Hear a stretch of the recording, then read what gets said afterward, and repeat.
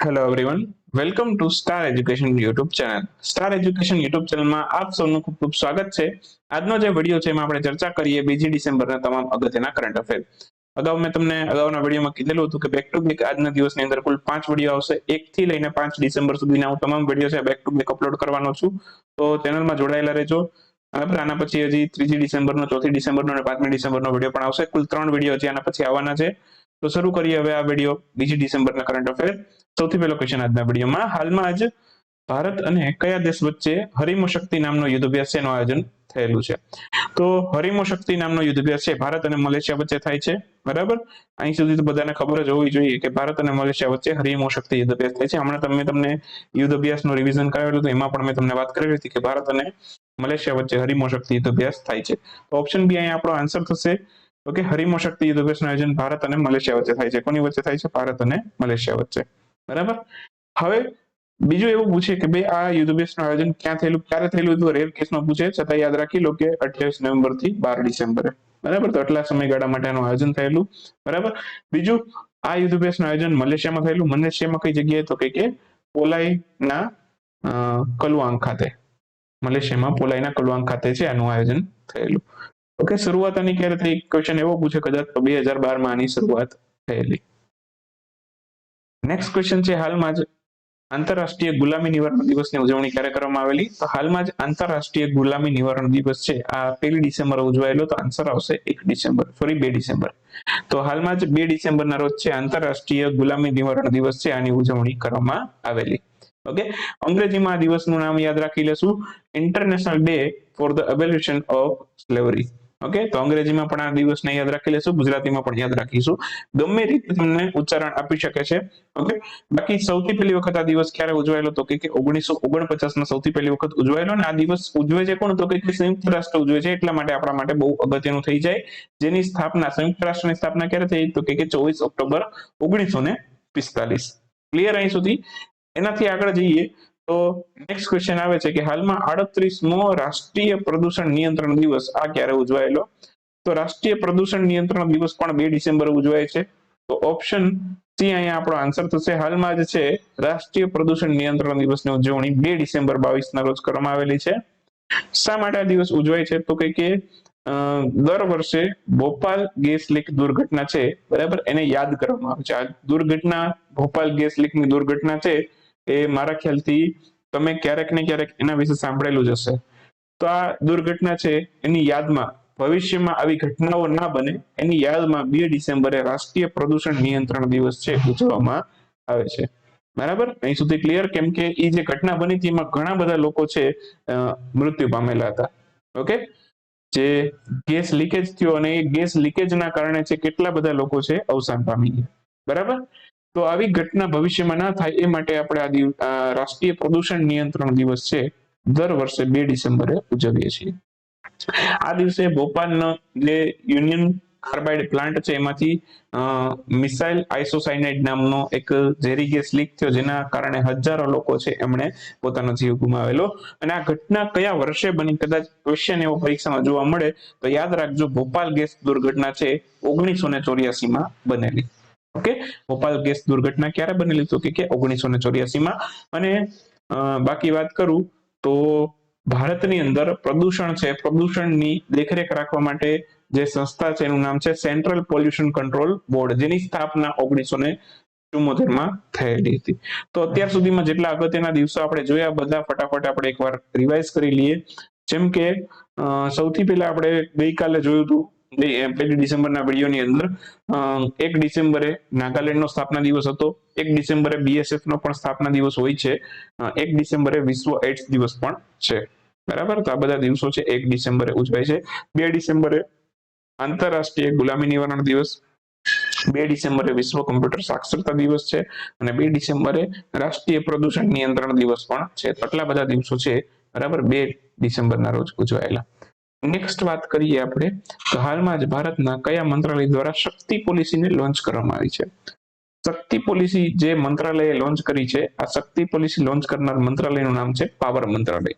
તો પાવર મંત્રાલયે શક્તિ policy launch કરી છે. આનું પૂરું નામ પૂછે તમને, scheme for harvesting and allocating કોયલા ટ્રાન્સપરન્સી ઇન ઇન્ડિયા. તો આ પૂરું નામ છે શક્તિ પોલિસી કયા મંત્રાલય લોન્ચ કરી, એવો ક્વેશ્ચન પૂછે તો પાવર મંત્રાલય. કેટલા વર્ષ માટે તો કે 5 વર્ષ માટે લોન્ચ કરી છે અને 4500 મેગાવોટ જેટલી ઉર્જા ઉત્પન્ન કરવાનો આનો લક્ષ્યાંક છે. કેટલી? 4500 મેગાવોટ જેટલી ઉર્જા ઉત્પન્ન કરવાનો આનો લક્ષ્યાંક છે. જે પાવર જનરેશન કંપની છે બરાબર, એની સાથે આ માટે કરાર કરવામાં આવશે અથવા તો એને આની અંદર સામેલ કરવામાં આવશે શક્તિ પોલિસીમાં બરાબર, અને જેના કારણે છે પાવરની અછત છે એને પહોંચી વળી શકીએ આપણે. એ હેતુથી જે આ શક્તિ પોલિસીને લોન્ચ કરવામાં આવી છે. નેક્સ્ટ, ચલો એના પછીનો ક્વેશ્ચન જોઈએ. તો હાલમાં જ વિશ્વની સૌપ્રથમ ઇન્ટ્રાનોઝલ વેક્સિન એને હાલમાં જ ડીસીજીઆઈ છે એને મંજૂરી આપી દીધી છે. ખાલી આ વેક્સિનનું નામ કહેવાનું છે કે આ વેક્સિનનું નામ શું છે. તો હાલમાં જ ડીસીજીઆઈ છે આ ઇન્ટ્રાનોઝલ વેક્સિન છે એને મંજૂરી આપી દીધી છે. નામ છે એનું ઇનોકોવેક. તો હાલમાં જ આ વેક્સિન છે બરાબર, એને DCGI drug controller general of India એમના દ્વારા મંજૂરી આપી દેવાય છે.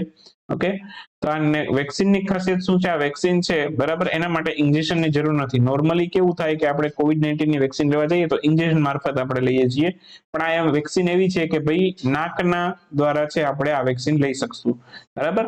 તો નાકની અંદર છે ડ્રોપ નાખવામાં આવે એ રીતે છે આપણે આ વેક્સિન છે એને લઈ શકશું. તો એને કહેવાય ઇન્ટ્રાનોઝલ વેક્સિન.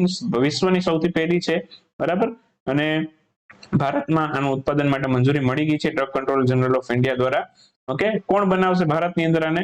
તો ભારત બાયોટેક દ્વારા આ વેક્સિનનું નિર્માણ કરવામાં આવશે અને કોની મદદથી કરશે તો કે વોશિંગ્ટન યુનિવર્સિટીની મદદથી અને ભારતને સહયોગ કરશે. ચલો એના પછી હવે ક્વિક ન્યૂઝ ઉપર જઈએ. તો ક્વિક ન્યૂઝમાં સૌથી પહેલો ક્વેશ્ચન આજના વિડીયોમાં, સૌથી પહેલો ક્વેશ્ચન છે ક્વિક ન્યૂઝની અંદર કે હાલમાં કયા રાજ્યની સરકારે અમલાન નામની એક યોજના શરૂ કરી છે. અમલાન શું છે? તો અમલાન છે બરાબર, એનું પૂરું નામ પણ યાદ રાખી લઈએ આપણે, એનિમિયા મુક્ત લક્ષ્ય અભિયાન બરાબર. તો એનિમિયા મુક્ત લક્ષ્ય અભિયાન છે, આની શરૂઆત કયા રાજ્યની સરકારે કરી છે? તો આનું નામ છે ઓડિશા. ઓડિશાની સરકારે આનું શરૂઆત કરી છે. નેક્સ્ટ ક્વેશ્ચન છે કે હાલમાં જ કયા રાજ્યના મુખ્યમંત્રી દ્વારા હર ઘર ગંગાજલ પ્રોજેક્ટ શરૂ કરવામાં આવ્યો છે બરાબર. હર ઘર જલ નહીં, હર ઘર કયું જલ તો કે ગંગાજલ. તો હર ઘર ગંગાજલ નામનો પ્રોજેક્ટ છે બરાબર, ભૂલથી ઉત્તર પ્રદેશ ન લખાઈ જાય, આ બિહારે શરૂ કર્યો છે અને આનું જાહેરાત કરેલી નીતિશ કુમારે. તો આન્સર આવશે બિહાર.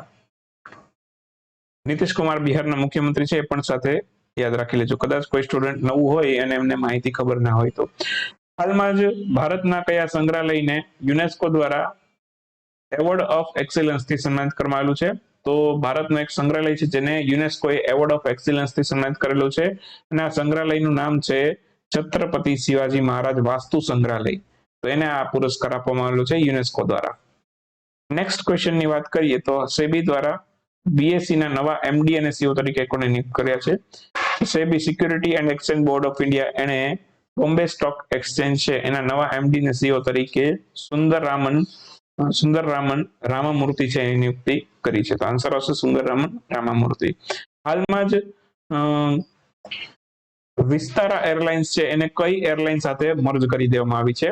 તો વિસ્તારા એરલાઇન્સ જે છે એને એર ઇન્ડિયાની સાથે અત્યારે મર્જ કરી દેવાય છે. તો આન્સર આવશે એર ઇન્ડિયા.